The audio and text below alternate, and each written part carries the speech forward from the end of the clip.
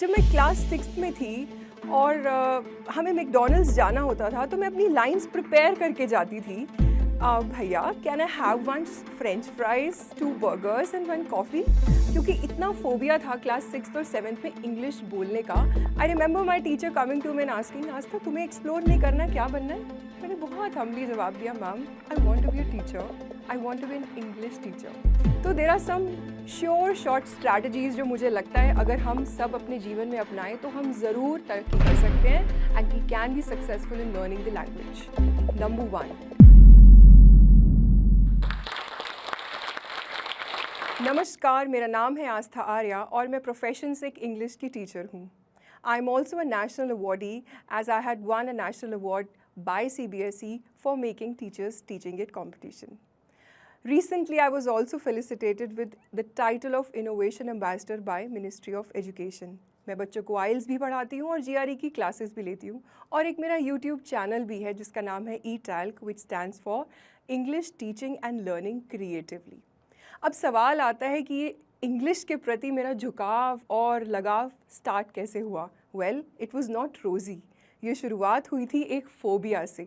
Yes, जब मैं class 6th में थी और हमें मैकडॉनल्ड्स जाना होता था तो मैं अपनी लाइंस प्रिपेयर करके जाती थी। भैया can I have one French fries, 2 burgers and 1 coffee. हो सकता है बहुत लोग मुझे मेरी इस बात से रिलेट कर पाएँ क्योंकि इतना फ़ोबिया था क्लास 6th और 7th में इंग्लिश बोलने का, that too in a controlled environment. But because my teachers were good, I had good learning environment, so gradually मेरा जो प्यार, लगाव और एक फ़ोबिया था वो ख़त्म हुआ। आई स्टिल रिकॉल एक इंसिडेंट कि जब हमारे स्कूल में करियर काउंसलिंग के सेशंस होते थे तो बच्चे एक डेस्क से दूसरे डेस्क पर जाते थे, पूछ रहे हैं हम क्या बने, और मैं एक साइड पर खड़ी हूँ। I remember my teacher coming to me and asking, आज तक तुम्हें एक्सप्लोर नहीं करना, क्या बनना है? मैंने बहुत हम्बली जवाब दिया, ma'am I want to be a teacher, I want to be an English teacher. So that was the love of my teachers and I still remember कि वो किस स्ट्रैटेजीज़ के साथ, किस तरीके से हमें पढ़ाते थे कि अब तक मैं उसे रिकॉल करती हूँ और मैं पढ़ाती हूँ उस तरीके से। After my schooling I came to college. मैंने 2 साल उसके बाद पढ़ाया तो मुझे लगा कि शायद अभी कुछ कमी रह गई है। आई टुक एजुकेशन ब्रेक और मैंने अपनी मास्टर्स करी। By God's grace I got gold medal in MA English. उसके बाद पढ़ाई का लगाव और बढ़ा तो मैंने MPhil इंग्लिश भी कर डाली और again by God's grace I got distinction into it. And then I realise कि टीचर्स के लिए नॉलेज और एजुकेशन होना कितना इम्पॉर्टेंट है, साथ साथ पैशन होने के। तो उसके बाद I entered back with a bang in the world of education. मैं पिछले 12 साल से बच्चों को इंग्लिश पढ़ा रही हूँ और सिर्फ बच्चों को नहीं, students of diverse age groups. तो इतने सालों में जब इतना ज्ञान इकट्ठा कर ही लिया है तो सोचा बांटा क्यों ना जाए। तो there are some sure short strategies जो मुझे लगता है अगर हम सब अपने जीवन में अपनाएं तो हम ज़रूर तरक्की कर सकते हैं and we can be successful in learning the language. Number 1, love for language. किसी ने सही कहा है, ये इश्क नहीं आसान, एक आग का दरिया है और डूब के जाना है। This is what is required actually to learn a language. आपको पता है चैलेंजिंग है but still you have to take that dip in order to come out successfully. So basically the idea is कि आपको लगाव होना चाहिए, फोबिया नहीं होना चाहिए जैसे मुझे बचपन में था। You should not be scared of the language. आपको पता होना चाहिए कि आपको क्या करना है, कैसे करना है, कब करना है और किस तरीके से करना है। सही गाइडेंस की ज़रूरत होती है। किसी भी चीज़ को मास्टर करने के लिए, स्पेशली लैंग्वेज, आप फोबिया नहीं रख सकते हो। तो बात आती है कि शुरुआत कहाँ से करें, और शुरुआत होती है प्रैक्टिस से। अब प्रैक्टिस किसकी करें? एक बात समझने की ज़रूरत है कि इंग्लिश सीखने के लिए हमें उसकी चारों स्किल्स मास्टर करनी होंगी, और जो बेसिक 4 स्किल्स हैं, listening, speaking, reading and writing. Communication skills उस पर हम बाद में आएंगे। तो अगर स्टार्ट करते हैं हम लिसनिंग स्किल्स की, तो हम सुने कैसे? ऑब्वियसली अगर हम अपने आप को एक इंग्लिश इमर्सिव इन्वायरमेंट में रखेंगे तो हम ज़्यादा शब्द सुन पाएंगे, और जितना हम ज़्यादा शब्द सुनेंगे उतना हम ज़्यादा अब्जॉर्ब करेंगे। तो पॉइंट आता है सुने क्या। You can watch your favourite stories on YouTube, on different social media channels. आप पॉडकास्ट सुन सकते हैं, आप ऑडियो स्टोरीज सुन सकते हैं, आप कितनी ऐप्स डाउनलोड कर कर कितनी प्रकार की कहानियाँ भी सुन सकते हैं। पर पॉइंट आता है सुने कब। तो उसके लिए you can dedicate a slot of your day. चाहे आप घर का काम कर रहे हों, चाहे आप रास्ते में ट्रैवल कर रहे हों, आप मेट्रो में हों, आप कार में हों, अगर आप दिन का आधा घंटा या 20 मिनट भी डिवोटेडली उसको सुनेंगे तो आई एम 100% श्योर कि आपकी वोकैबुलरी ज़रूर इनरिच होगी, क्योंकि हर दिन आपको कुछ ऐसा शब्द सुनने को मिलेगा जो आपने पहले कभी नहीं सुना होगा। तो यहाँ पर आता है इम्पॉर्टेंस ऑफ लिसनिंग। पर यहाँ पर तो हमने सिर्फ सुन लिया, but what about the production of it? तो जब तक हम इसको वापस प्रोड्यूस नहीं करते, यूज़ नहीं करते, तो सुनने का फ़ायदा नहीं है। तो here comes the role of speaking and importance of speaking. अब हमने सुन लिया, नए विचार सुन लिए, नए शब्द सुन लिए, नए शब्द सीख भी लिए, पर उनको अगर बोला नहीं तो कोई फ़ायदा नहीं। अब आप बोलेंगे कहाँ? Remember, you are your best friend and your biggest critic. So stand in front of the mirror. शीशे के सामने खड़े होइए, अपने आप से बातें करिए, अपने आप को बताइए कि आपने क्या नया सीखा, क्या नया सुना, और जो सुना आप उसको कैसे यूज़ कर पाएंगे। अपने दिन को डिस्क्राइब करिए, अपने दोस्तों को डिस्क्राइब करिए, अपने आप को डिस्क्राइब करिए, अपने आप की तारीफ़ करिए शीशे के सामने खड़े होकर, because actually you are using different words. आप एडजेक्टिव सीख रहे हैं, आप डिस्क्राइबिंग वर्ड सीख रहे हैं, आपने क्या किया दिन भर, आप वर्ब सीख रहे हैं। तो हमें ज़रूरी नहीं कि ग्रामर बुक की ही आवश्यकता है। अगर हम इसको डेली लाइफ इंसिडेंट से, रियल लाइफ एग्जाम्पल से रिलेट करेंगे तो हम बहुत कुछ प्रैक्टिस कर पाएंगे। जो एक और बहुत इंपॉर्टेंट चीज़ है जो हम भूल जाते हैं, अपने घर के आसपास का इन्वायरमेंट, अपने घर के आसपास की चीज़ें और अपने घर में रखी हुई चीज़ें। When you're sitting alone, look at the places around your house, look around your house और अपने घर की चीज़ों को डिस्क्राइब करें।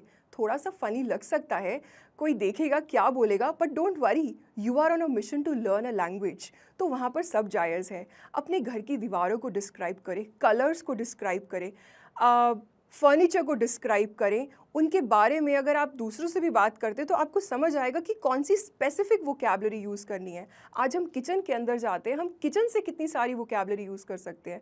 हम हिंदी में हमेशा बोलते हैं चम्मच ले आओ, करछी ले आओ, बड़ा चम्मच ले आओ, छोटा चम्मच ले आओ, बट अगर हम कोशिश करें समझने की, ढूंढने की, जानने की, हर चम्मच की एक अपनी आइडेंटिटी होती है। We have ladles, we have spoons, we have forks and we have so many other names for different kitchen utensils also. तो यहाँ पर समझने की ज़रूरत है कि हमारा घर ही अपने आप में एक लर्निंग इन्वायरमेंट है। तो अगर हम घर में चाहे एक एज सिंपल एज एसी की बात करें, हम एसी के फिल्टर्स की बात करें, कितनी छोटी बात लगती है, but every word is actually a vocab and you can learn that, you can observe that. एक बहुत इम्पॉर्टेंट टिप जो शायद हम इग्नोर कर जाते हैं वो है कॉमन जनरल वर्ड्स का एक्सेसिव यूसेज। आप कैसे लग रहे हैं, आप कैसा फील कर रहे हैं, और जनरली आंसर आता है नाइस। आप थके हुए हैं, वेरी टायर्ड, वेरी हैप्पी। तो एक्सेसिव यूसेज ऑफ वर्ड्स, हमने इंग्लिश सीख ली, लेकिन अगर हम एक ही शब्द को बार बार रिपीट करें तो वेराइटी कहाँ है हमारी भाषा में। And this is also very important tip. जब हम आइल्स का एग्ज़ाम देते हैं, हम GRE का एग्ज़ाम देते हैं, तो वहाँ पर भी वोकैब टेस्ट की जाती है, और जहाँ पर हम देखा जाता है एग्जामिनर देखते हैं कि रेपिटेशन ऑफ वोकैबुलरी होती है तो आपका बैंड स्कोर भी कम हो जाता है। सो फॉर एग्जाम्पल, अगर आप बोलना चाहते हैं आई एम वेरी टायर्ड, आप बोल सकते हैं आई एम एग्जॉस्टेड, और I am very happy today, I am elated. और अगर आप मौसम के बारे में बोलना चाहते हैं, it's very nice weather, instead of say you can say it's pleasant. तो यही होता है कि कैसे आप सिंपल वर्ड्स को, so it's actually a progress. आप स्टार्टिंग से एडवांस वोकैबुलरी ना सीखने की कोशिश करें, start from the scratch. You don't need to burden your self. The whole idea is कि आप, as I come back to the first point, you should love the language, you should adore the language। अगर आपको एक भाषा से प्यार हो जाता है तो आप उस प्यार में बहुत धीरे धीरे प्यार से सीख भी सकते हैं। हमारी जो चारों स्किल्स हैं, लिसनिंग, स्पीकिंग, रीडिंग, राइटिंग, ये सब साइक्लिक है, they are related to each other. अगर लिसनिंग सही होगी तो स्पीकिंग अपने आप ठीक हो जाएगी, अगर लिसनिंग और स्पीकिंग ठीक हो गई तो हमें पढ़ने में आसानी होगी, और अगर हम वोकैबुलरी पढ़ पाते हैं, सिनोनिम्स समझ पाते हैं, प्रोनाउंस या पार्ट ऑफ स्पीच समझ पाते हैं, तो हम उसको प्रोड्यूस करके अपनी राइटिंग भी बहुत अच्छी बना सकते हैं। तो हमारी अगली स्किल है reading. We are blessed that we are living in a techno-savvy era जिसमें हम न्यूज़पेपर्स पढ़ सकते हैं, हम ब्लॉग्स पढ़ सकते हैं, you name it, you have it। चाहे वो मेकअप पर हो, चाहे वो फिटनेस पर हो, सेलिब्रिटीज़ पर हो, पॉलिटिक्स पर हो, एडिटोरियल्स हो, जो टॉपिक आपको इंटरेस्ट का लगता है आप वो वाला ब्लॉग पढ़िए, आप वो वाला सेक्शन ऑफ न्यूज़ पढ़िए, आप वेदर फोरकास्ट पढ़िए। आपको समझ आएगा कि हमेशा बाहर धूप और बारिश नहीं होती। There is something called humidity, precipitation and so many other vocab specific. तो यहाँ पर आता है कि कैसे हम स्पेसिफिक वोकैबलरी भी सीख सकते हैं rather than again speaking the generalised ways. और ये कैसे आएगा? रीडिंग से। To be honest, there is no quick fix to reading. पढ़ना ही पड़ेगा। पढ़ना कैसे है वो आपको समझने की ज़रूरत है। और अगर आप और एडवांस लेवल पर समझना सीखना चाहते हैं तो एक ही अपने फेवरेट शो को या वेब सीरीज़ को आप अलग अलग एक्सेंट्स में भी सीख सकते हैं, whether it's Australian accent, whether it's US accents और ब्रिटिश एक्सेंट। क्योंकि जब आप अलग अलग एक्सेंट्स में सीखते हैं तो आप एक तरह से अपने आप को कॉम्पिटिटिव एग्जाम्स के लिए भी रेडी करते हैं, जहाँ पर इंटरव्यू स्किल्स बहुत इंपॉर्टेंट और बहुत मायने रखती है। The next and very interesting tip और trick is creating stories. Yes, learn to write stories. अपने आसपास लोगों को ऑब्जर्व करिए। मेट्रो में जाते हैं, अपने आसपास के लोगों को देखिए। गाड़ी में जा रहे हैं, अपने आसपास की चीज़ों को देखिए, मॉन्यूमेंट्स को देखिए and try to pick characters from your daily life and infuse write a story. Try writing और building up a story in English. आप हिंदी में लिखते हैं तो उसको इंग्लिश में लिखने की कोशिश करिए, उसका अनुवाद करिए, उसका ट्रांसलेशन करिए। क्योंकि कोई भी तरीका हो लिखने का, इम्पॉर्टेंट है लिखना, इम्पॉर्टेंट है जो सीखा है उसको प्रोड्यूस करना। क्योंकि अगर लिसनिंग, स्पीकिंग, रीडिंग और राइटिंग इसका साइकिल टूट जाता है तो एक जो कंप्लीट हॉलिस्टिक लर्निंग होती है वो नहीं हो पाती। सबसे बड़ा प्रॉब्लम जो इंग्लिश सीखने में आता है कि लोग लिसनिंग प्रैक्टिस करते हैं या उनको लगता है बस हमें बोलना आ जाए बहुत है, हमें 4 लाइनें आ जाए, हमारी नौकरी सही हो जाए। But that is not true learning. वो टेम्परेरी फेज की लर्निंग होती है।